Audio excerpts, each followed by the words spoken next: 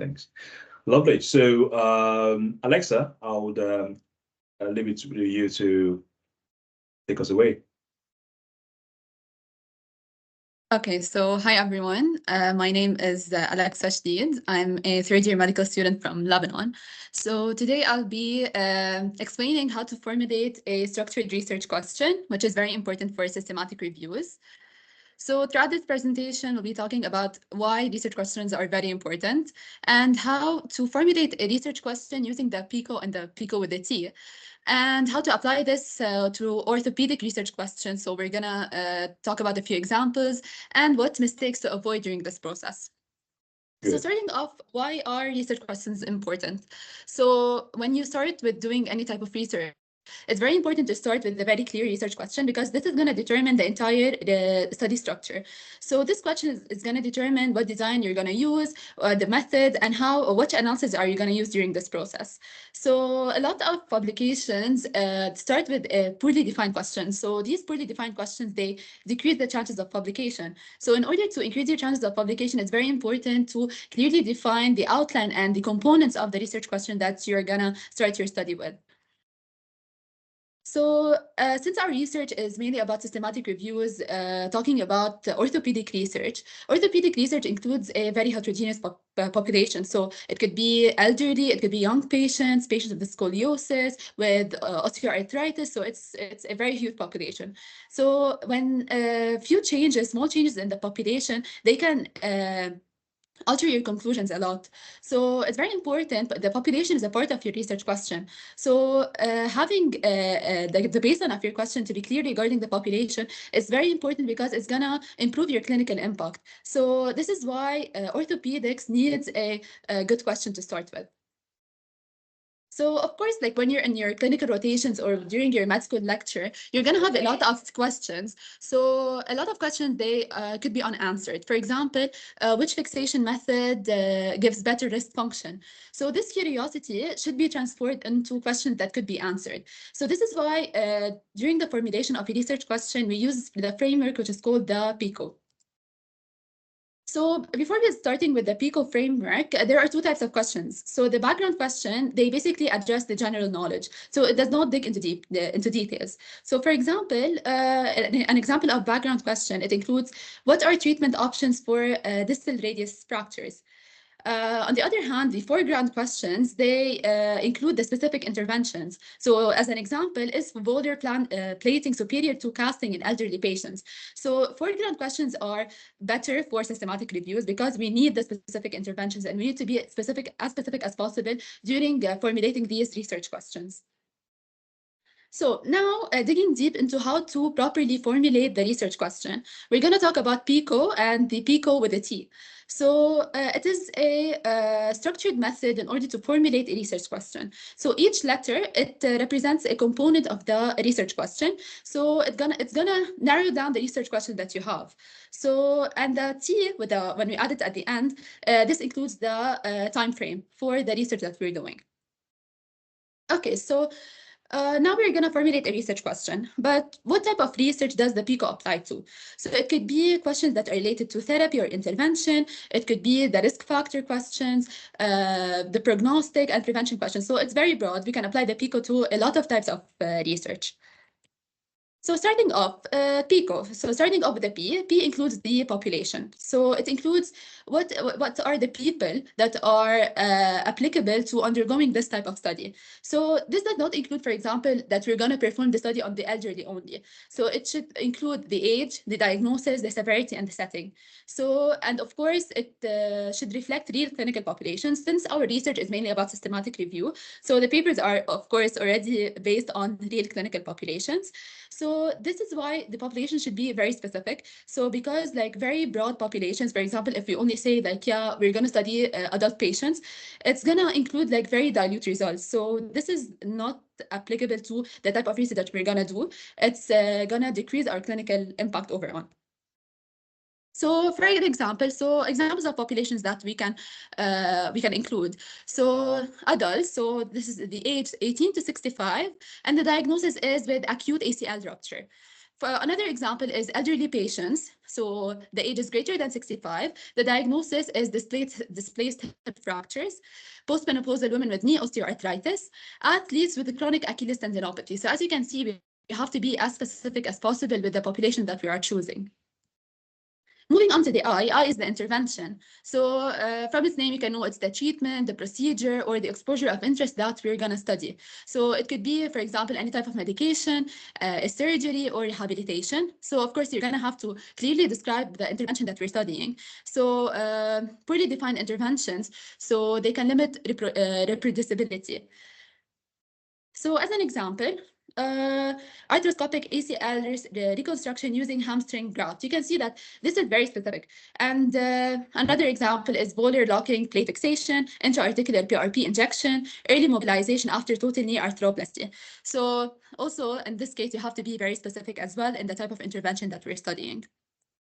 For the C is the comparison. So yeah, we chose the intervention, but this intervention should be compared to something. So what are you comparing this intervention to? So this comparison, it provides a reference in order to judge the effectiveness of the intervention that we're studying. So it can be a standard of care or alternative treatment to things that we previously know. So if you don't have a comparison, it weakens the conclusions. So this is very essential for clinical research. So the examples of the comparison component, they include, for example, conservative management versus going for surgery, casting versus external fixation, PRP versus hyaluronic acid, MRI versus ultrasound. So you always need something to be the reference. So in order to judge whether your intervention that you're studying is actually effective or not. So for the outcome, so what are you going to measure from this study? So they should be, of course, clinically meaningful, and they should be measurable. For example, we can use any type of score, and these scores, they should be validated. And we cannot only say that we're going to study whether the patients are going to improve or not. So we're going to have to avoid vague outcomes. So, and of course, the outcome should be relevant to patients. So for example, as I've said, we can use any score. For example, here we're measuring the pain with the VAS pain score. So these are also types of scores to measure the functionality of patients. And we can also measure whether the patients suffer from any complications or revision surgery rates.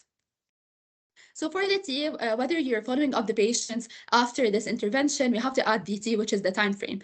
So the T specifies when the outcomes are measured. So for example, like we're gonna check up on the patients after 6 weeks, 6 months versus 1 year. So this helps us distinguish whether the patient has early complications after the intervention versus late complications. So now moving on to an example. So the step one of building a PICO question. So of course, we're all going to start with an unstructured question. For example, which treatment is better for knee osteoarthritis? So of course, this could not be a research question because it does not tackle all the components I previously talked about. So we have to figure out all the PICO components before moving on. So we're going to identify the missing details, and we're going to define the PICO elements. So for the step two, so now we're going to cover all the PICO elements. So P, as I said, is the population. So it's the adults with symptomatic knee osteoarthritis. The intervention we're going to use is the intra-articular PRP injections, and we're going to compare it to hyaluronic acid injections.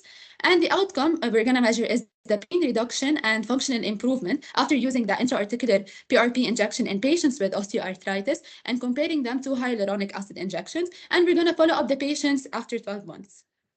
So the final step is putting all the PICO components together in order to have the research questions. So it's in adults with the symptomatic knee osteoarthritis, do intra-articular PRP injections compared with hyaluronic acid injections improve pain and function over 12 months of follow-up. So you can see it's very easy. So once you cover all the PICO components, you're going to have the research question written out for you. So it's not something that is very complicated. So this is a detailed example that is based on a risk factor or etiology study. So the clinical issue we're going to focus on is delayed hip fracture surgery. So the patients are elderly patients who have hip fractures. The intervention is a surgery delayed more than 48 hours, and we're going to compare its effectiveness compared to surgery that is done within 48 hours, and we're going to measure the mortality, complications, and length of stay. So for another type of study, which is the diagnostic accuracy study, So the clinical issue is how to diagnose the rotator cuff tears. So we're gonna perform it on patients who have shoulder pain. The intervention is the ultrasound examination versus the MRI. So we're gonna see whether MRI or ultrasound have better sensitivity and specificity. So as you can see, the PICO can be applied to a very wide range of research types. So once you follow this outline, you're gonna have a very clear research question. So for a prognostic question, so the patients are the patients undergoing total hip arthroplasty. The intervention is the patient who have obesity greater than 30 and normal BMI. Compared to normal BMI, and the outcome we're going to measure is the risk of post-operative complications, and we're going to measure that within 90 days of post-surgery. Okay, so it's very important, like when you're doing the research question, there are a lot of mistakes that we all do and they are very commonly done. However, it's very important to avoid them. So it's important to avoid having multiple interventions in one question. So it's very important to focus on one intervention and compare it to a reference intervention in order to have like very reproducible and very good clinical impact after you finish your study. And or having subjective outcomes. Like you cannot just say that we're going to study whether the patients are going to improve or not. So you have to like use the scores, as I've said before, or any other type of measurement, and having different patient populations. So it's very important to focus on one type of patient population and focus the studies, the systematic reviews, including this type of patient population only, and asking questions without clinical relevance. So it's very important that research that you're going to do, it's going to have a clinical impact later on. So we cannot like just ask questions without having that could be without having a result that is clinically relevant. So other mistakes include having a the study design in the question. So the study design is not included in the question. It only includes the component that I previously mentioned before, and choosing outcomes that are hard to measure. So this could really impact your study. So we need to have something that we are able to see. We are able to see these results. So if we have something that we cannot measure, then what's the use of the study that we're doing? And to overly narrow the questions with small sample size. So as I said, the research should be clinically reproducible. So if you have a small sample size, it's very hard to reproduce the results. So this is why we need to have like big populations and like a good number of papers that we're going to use for the systematic reviews, and ignoring feasibility and ethics. So this is also something that is very important. So now we're gonna focus on how to use the PICO to guide literature search. So after you've done the research question, now you have to search the literature. So each element in the PICO, for example, as I said, the population, the intervention, the comparison, and outcome, it becomes a search concept. So like when you're searching the PubMed and other research databases, it improves your efficiency a lot. So we have something which is called the mesh terms. The mesh terms are gonna help you identify the papers that you're gonna use in the systematic review. So when you use the PICO elements and have the research question, it helps you identify these terms and helps you identify the papers that you're going to use for your systematic review. And as I've said, it reduces irrelevant articles. So overall, for the key takeaways from this presentation, a good research always starts with a good question. And it's very important to use the PICO as it improves the clarity and the focus. So orthopedic research, as I said, is very heterogeneous. So this is why you need to have precise definitions. And having structured questions, it leads to a stronger study later on, which hopefully will get published in a good journal. And this is my presentation. Thank you.